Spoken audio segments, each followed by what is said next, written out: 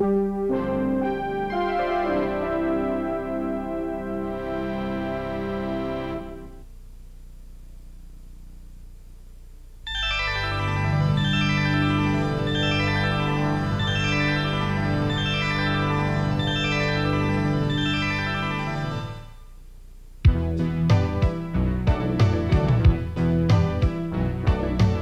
studying this program, the viewer will be able to explain the principles of osmosis that enable prepared solutions introduced in the patient to maintain cell integrity. The student will be able to define isosmotic, isotonic, hypertonic, and hypotonic solutions, describe the appearance of cells after introduction of various solutions, and describe the osmotic pressure and colligative properties of the solutes in a carpule of a dental anesthetic and 3 commonly used intravenous solutions.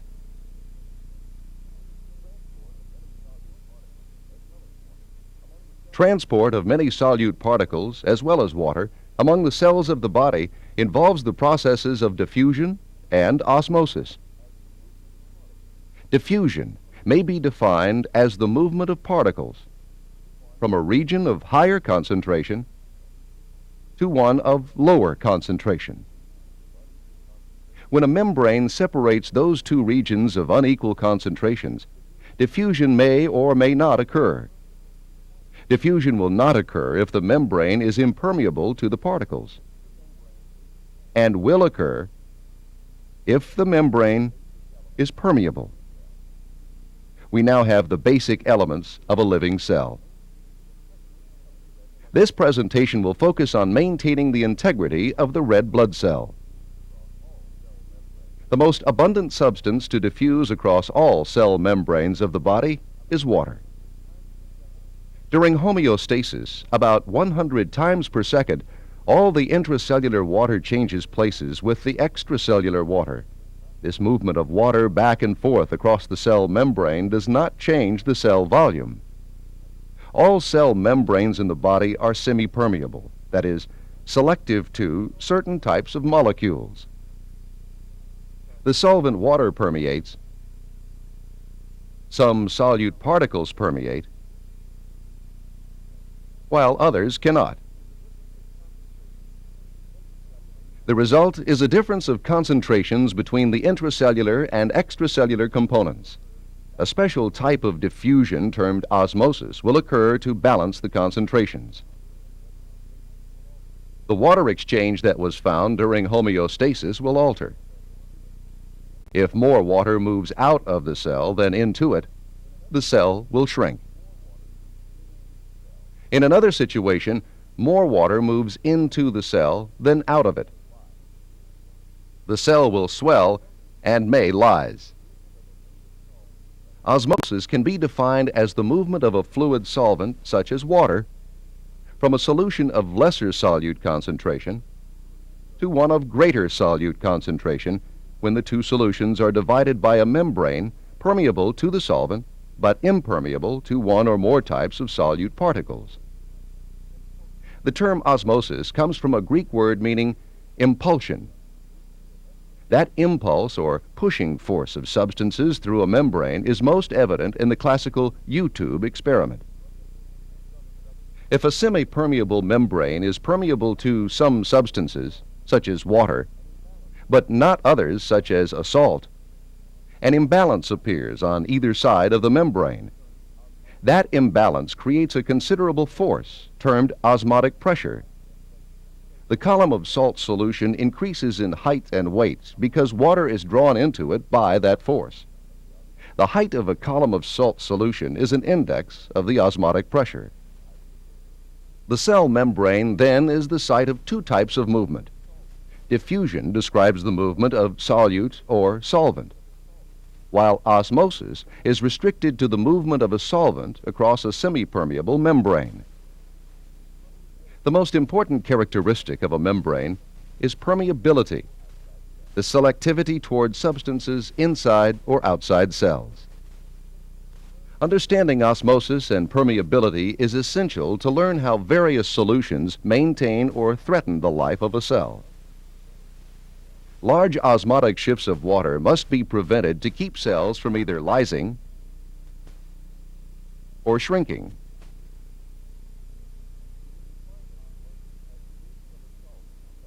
We have defined osmosis as the movement of a solvent, such as water, across a semi-permeable membrane following its concentration gradient. The degree of concentration gradient depends on the type and number of particles on either side of the membrane. Those two factors, type and number of particles, give rise to two terms that classify solutions: osmoticity and tonicity. The term osmoticity compares osmotic pressure of two solutions that contain unlike particles or like particles. But to thoroughly describe solutions that contain like particles, the term osmoticity will not be adequate. It describes neither permeability of the membrane nor the effects of solvent movement. Therefore, the term tonicity is employed to more thoroughly describe the solutions. Tonicity not only compares osmotic pressure of two solutions, but also describes solvent movement. Three terms describe osmoticity: isosmotic, hyperosmotic, and hyposmotic. Based on the Greek prefix isos, meaning equal, an isosmotic solution has particles that generate the same osmotic pressure as another solution, for example, inside the cell. But they may not necessarily be the same type of particle on the inside and outside of the cell. In a U-tube, when an isosmotic solution is placed to the left of a semi-permeable membrane and intracellular fluid to the right, the equal levels signify equal osmotic pressure. A hyperosmotic solution has greater osmotic pressure outside the cell than within the cell. The higher column in the left of the U-tube represents the hyperosmotic solution. A hyposmotic solution has less osmotic pressure outside the cell than within the cell. Three terms describe tonicity: isotonic, hypertonic, and hypotonic. The tonicity of a solution is determined by the number of like solute particles on both sides of a semi-permeable membrane.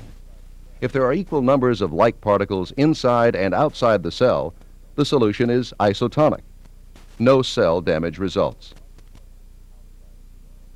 If there are more like particles outside the cell, the solution is hypertonic and can cause the cell to shrink. If there are fewer like particles outside the cell, the solution is hypotonic and can cause the cell to lyse. Tonicity can be considered simply a subset of osmoticity, but the relationship among the 6 classifications is not so simple. For instance, we will see later how an isosmotic solution is not necessarily isotonic to a cell.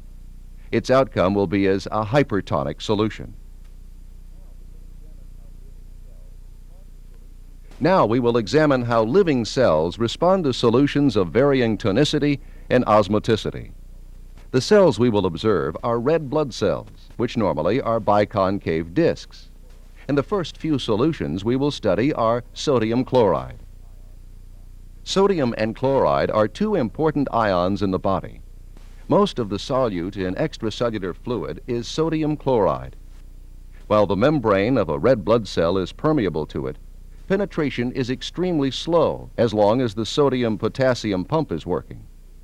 Therefore, extracellular sodium chloride behaves as an impermeable molecule. The concentration of solute particles in a cell is equivalent to the concentration of sodium chloride outside a red blood cell, which is normally 0.85%. First, we will illustrate an isotonic solution. To some blood on a slide, we will add a 0.85% sodium chloride solution. Since the solute concentrations match, inside and outside the cell, we see no change in cell volume. To observe a hypertonic solution, we will place some other red blood cells in a 1.5% solution of sodium chloride. Since the solute inside the cell is less concentrated, osmosis will cause more water movement out of the cell than into it. The cells shrink or crenate. The converse reaction occurs in a hypotonic solution of 0.01% sodium chloride. Since the concentration of solute is greater inside the cell, osmosis will cause more water movement into than out of the cell. The cells will swell and burst, or hemolyze. During hemolysis, the stroma containing hemoglobin is released.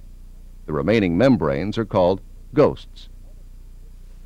With isosmotic solutions, one of two different events may occur. We will illustrate the first with non-diffusible molecules such as albumin. A solution of albumin as close to isosmotic as possible will be used.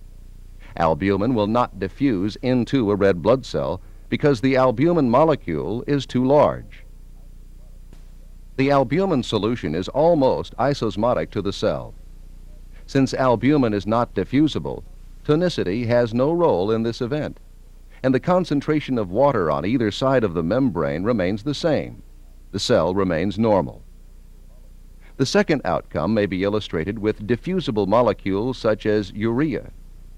The normal red blood cell contains little urea, but if a 1.8% urea solution is introduced extracellularly, it diffuses rapidly into the cell. The urea solution is isosmotic with respect to the red blood cell. But since urea will appear on both sides of the membrane, tonicity will play a role not found with the albumin solution. As the hypertonic solution of urea particles moves in to achieve isotonicity, osmosis pulls water into the cell to lyse it very quickly. This is an example of the caution earlier that an isosmotic solution is not necessarily isotonic to the cell. Hemolysis will also occur in a 2% lidocaine solution. In the next section, we will see how it is made suitable for the body. In order to avoid large osmotic shifts of water that threaten the life of a cell, clinical solutions must be isosmotic and isotonic. We will describe the composition of the dental anesthetic lidocaine and several intravenous solutions. 2% lidocaine is commonly used as a dental anesthetic. A 2% lidocaine solution without additives is detrimental to red blood cells. Since the small lidocaine molecule diffuses readily through the membrane, water is osmotically drawn into the cell and it hemolyzes. So in order to make this dental anesthetic into an isotonic solution, a 0.6% sodium chloride solution is added. Consequently, the cells will not lyse. Also, 1 to 100,000 of epinephrine hydrochloride is added to the 2% lidocaine solution to cause vasoconstriction. The cell's requirement for osmotic uniformity between intracellular and extracellular fluid is central also to the clinical management of disturbances of hydration. Solutions commonly administered to hospital patients include physiological saline solution, lactated Ringer solution, and 5% dextrose. All are isosmotic as well as isotonic with respect to red blood cells, so they can be introduced intravenously without damaging cells. The choice of solutions depends on the type of dehydration, isotonic or hypertonic. Isotonic dehydration can result from blood loss, vomiting, or diarrhea. Since sodium chloride and water are lost in isotonic proportions, osmosis will not remove any of the intracellular volume, and fluid loss will be at the expense of extracellular fluid volume. Usually, isotonic dehydration calls for physiological saline solution or lactated Ringer solution.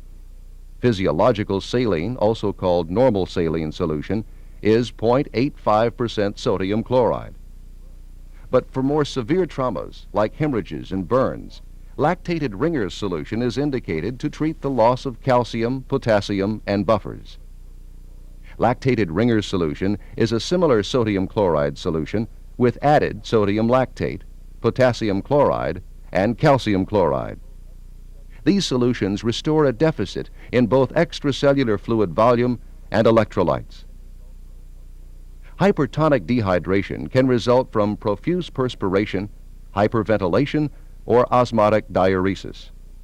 Both extracellular and intracellular water is lost. 5% dextrose is used for hypertonic dehydration because it replaces only water and no electrolytes. The dextrose is added as a nutrient and to make it isotonic. Three terms describe osmoticity: isosmotic, hyperosmotic, and hyposmotic. An isosmotic solution has particles that generate the same osmotic pressure as another solution inside the cell. A hyperosmotic solution has greater osmotic pressure outside the cell than within the cell, while a hyposmotic solution has less. Three terms describe tonicity: isotonic, hypertonic, and hypotonic.